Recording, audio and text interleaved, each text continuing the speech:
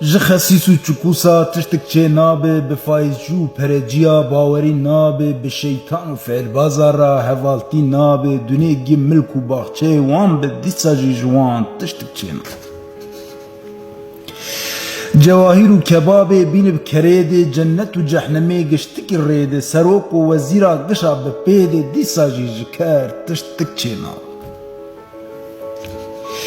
Ji gihayê zirriq rêsî çê nabe, ji berxê mîjo beran çê nabe, ji jinê bêcisin xanim çê nabe, dîsa fedî û ar ji wan çê nabe.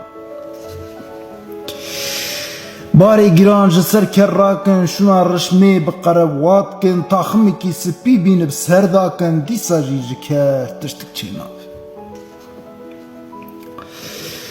Bi çavnebara ra hevaltiyê mekin, bi vireka ra ortaxiyê mekin, dunê bû mehdî bi wan bawer mekin, tu cara ji wan tiştek çê nabe. Tu navê ker deynê ker axa, tahma bide ber tebax bi tebaxa, şerabê bidê bi gulm û bardaxa, dîsa jî ji ker tiştek çê nabe. Çikûs û xesîs gê bi xwende bin, mirovê wan jî gê li bende bin, sed carî bi doktor û hakîm û mele bin, dîsa jî ji wan tiştek çê nabe.